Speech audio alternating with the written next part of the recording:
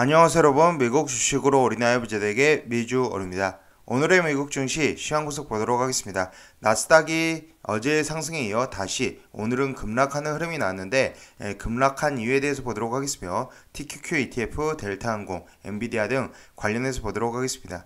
현재 미주얼 멤버십 관련해서 열성팬, 술한잔, 특급팬 이렇게 세 단계로 나눠서 운영을 하고 있고 텔레그램을 통해서 다양한 정보들을 올려드리고 있다고 보시면 되고 어제도 제가 이제 핵심 아이디어 공유를 드렸는데 최근 3월 인플레 피크아웃 가능성이 계속적으로 대두가 되고 있다. 저는 이런 이제 인플레 피크아웃 가능성이 맞다라고 보고 있고요.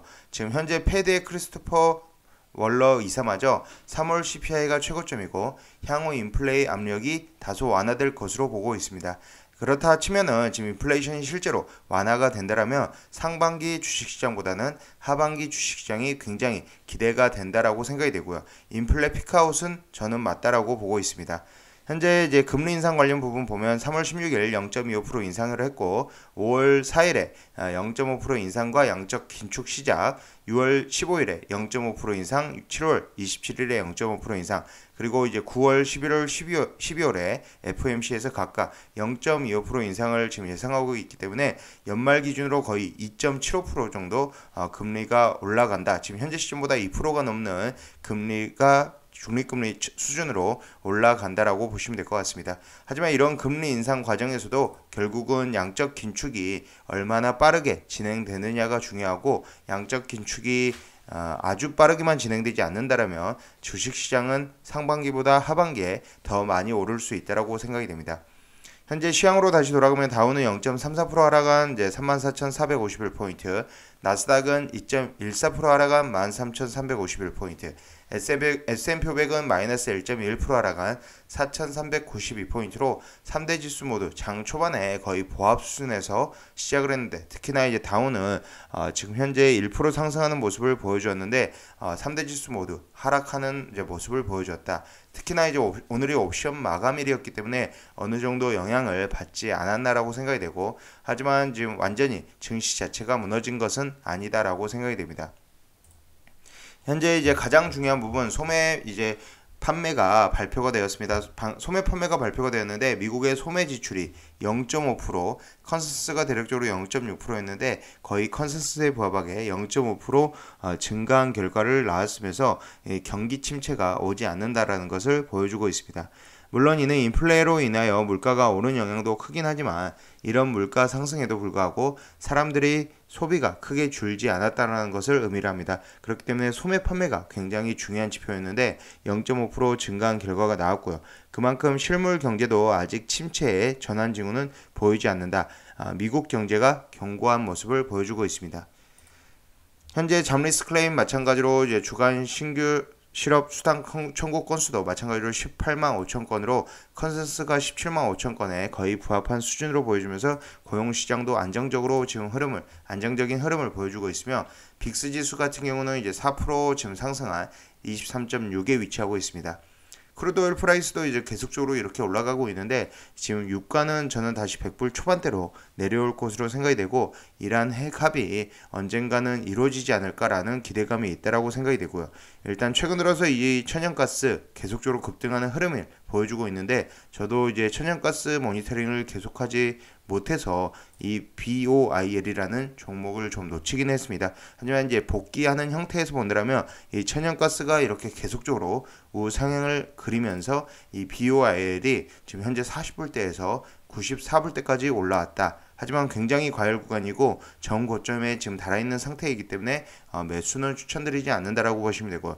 BOIL의 RSI는 86.6로 굉장히 높은 수준, 이 천연가스가 이미 정고점을 돌파하고 올라간 수준이기 때문에 지금 현재 시점에서 접근하는 것은 좀 늦은 감이 있지 않나라고 보고 있습니다.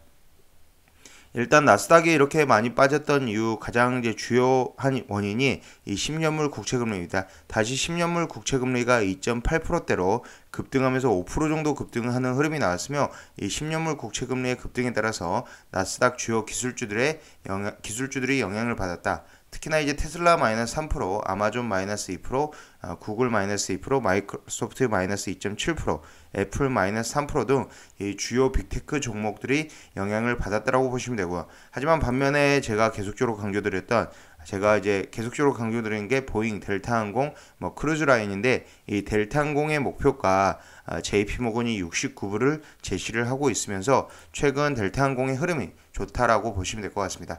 일단 실적 발표 이후에 6%대 어제 급등하는 흐름, 그리고 오늘 추가적으로 하락장에서도 3.27% 상승하는 모습을 보여주었으며, 대표적으로 이 델타항공 관련해서 항공사에서는 이 델타항공이 지금 오늘 상승률이 가장 좋았고요. 저도 이제 항공사에서는 이 델타항공을 최선호주로 꼽고 있으며, 지금 엑스피디아 같은 경우도 2.25%, 카니발은 0.16%, 노르위전 크루즈라인은 0.89%로 수익률 면에서는 이제 CCL이나 NCLH 중 지금 둘 중에 하나를 비교를 하는데, 저는 NCLH가 좀 더 앞으로도 수익률이 좋지 않을까라고 보고 있습니다.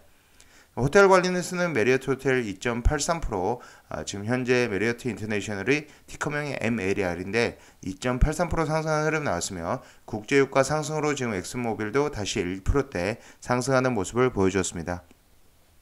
어제 전반적으로 이제 증권사, 이제 은행 관련주들이 이제 실적 발표를 했는데 서로 엇갈리는 모습을 보여줬으며, 웰스파고 같은 경우는 매출이 줄어드는 모습, 확실히 이제 주담대 대출 금리가 올라감으로 인해서 실제로 주담대를 많이 갚고 주담대 지금 이자 비용이 오히려 줄어드는 상황에서 은행들의 이제 매출이 감소된다라고 보시면 되고, 웰스파고는 마이너스 4.51% 이제 실적 발표 이후에 하락했고, 호실적을 발표한 시티그룹은 1.5%, 모건 스탠리는 0.75% 상승하는 모습을 보여주었습니다. 지금 최근 들어서 보면은 이제 에브비 같은 이제 헬스케어 관련 종목도 계속해서 상승하는 모습을 보여주고 있으며, 지금 현재 헬스케어 경기 방어주 관련해서는 계속적으로 좋은 모습을 보여주고 있다.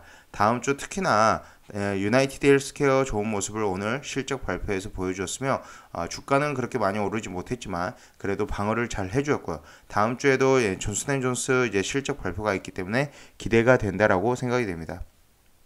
지금 QQQ를 보느라면 이제 마이너스 2.29% 하락하면서 볼린저 밴드 하단에 다시 도착한 모습인데, 일단 다음 주 월요일 아래 꼬리를 달고 회복하는 모습이 나오는 차트가 가장 좋아 보인다라고 생각이 되고요. 일단 볼린저 밴드 하단 부근에서 아래 꼬리를 달고 저가 매수세가 들어오는지 확인이 되어야 될 것으로 생각이 됩니다. 현재 QQQ의 RSI는 41.83으로 낮아진 수준, CCI도 마찬가지로 마이너스 120.54로 굉장히 낮아진 모습이고, 이런 우물 형태가 곧 나올 것으로 보이고 있기 때문에 CCI 마이너스 200선 부근에서는 적극적으로 매수해도, QQQ 등을 적극적으로 매수해도 괜찮다라고 생각이 되고요. SPI도 마찬가지로 지금 현재 볼린저 밴드 하단 부근에 다시 도달을 했다. 어제의 상승분을 그대로 오늘 되돌리는 모습을 보였으며, 일단 월요일 다음 주 금요일이 휴장일이기 때문에 월요일에 아래꼬리를 달고 올라오는 게 중요해 보인다. 현재 SPY는 RSI가 44.42, CCI는 마이너스 115.51로 지금 52주 신고가 대비해서 마이너스 8.79% 정도 떨어진 모습이고, 나스닥 같은 경우는 52주 신고가 대비해서 마이너스 17.2%로 지금 많이 내려온 모습을 보여주고 있습니다. 현재 DIA를 보면 마찬가지로 볼린저 밴드 하단 부근에 위치를 하고 있으며, RSI가 49.24, CCI가 마이너스 36.28이며 52주 신고가 대비해서는 마이너스 6.82%로 3대 지수 중에 다우존스가 가장 방어력이 지금 좋은 모습을 보이고 있다고 보시면 됩니다. 한 번 더 강조드리면 이 델타항공 최근 목표가 바클레이스에서 지금 현재 지금 목표가를 기존 42불에서 60불로 올렸다.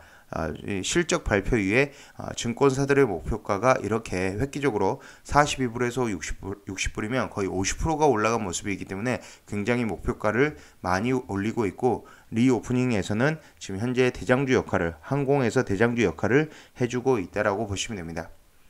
현재 TQQ로 들어가면 마찬가지로 볼린저 밴드 하단 부근이기 때문에 월요일 아래꼬리 부근에서 물타기 가능해 보인다라고 생각이 되고요. 하지만 이제 기술주 그리고 세벨 에버리지 비중 조절은 꼭 필요하고, 앞서서도 여러 차례 얘기 드렸지만 세벨 에버리지는 비중을 전체 계좌에서 20% 이상 넘지 않는 게, 그리고 기술주는 한 50% 정도만 가져가는 게 지금 현재 상태로서는 좋아 보인다라고 지금 보고 있습니다. 엔비디아 같은 경우도 지금 현재 옵션 만기일마다 이렇게 저점을 찍는 모습, 지금 현재 1월 옵션 만기일, 2월 옵션 만기일, 3월 옵션 만기일, 그리고 오늘 4월 옵션 만기일에 저점을 찍었기 때문에, 그리고 굉장히 단기간에 조정이 많이 일어났기 때문에 반등하는 흐름이 다음 주나 이제 5월 달에는 시작이 될 것으로 생각이 되고, RSI가 35.37, CCI가 마이너스 131.81로 엔비디아는 이미 CCI 기준으로는 이런 우물 형태가 만들어졌다라고 보시면 될 것 같습니다. 마찬가지로 엔비디아 50 고점 대비 하락률을 보면 마이너스 38.64%로 고점 대비 굉장히 많이 빠져 있는 상태이기 때문에 오히려 밸류에이션 자체로만 본다라면 아직은 높은 밸류에이션이지만, 기존의 포워드 P가 40배에 거래됐던 거와 지금 현재는 포워드 P가 32배에 거래가 되고 있기 때문에 저렴하게 살 수 있는 찬스가 되지 않을까라고 보고 있습니다. 현재 전반적으로 올해 장세는 포트폴리오의 중요성이 굉장히 부각이 된다라고 생각이 되고요. 이 포트폴리오를 어떻게 구성해 가느냐에 따라서 올해 수익률이 달라질 수 있을 것으로 보고 있습니다. 혹시라도 이제 지금 현재 저희 멤버십 중 포트폴리오에 대한 상담을 원하시는 분들은 저에게 개별 텔레그램을 남겨주시면 될 것 같습니다. 지금까지 미주얼 영상 시청해주셔서 감사드리고요. 앞으로도 미주얼 영상 많은 시청 부탁드리겠습니다. 감사합니다. 미주얼이었습니다.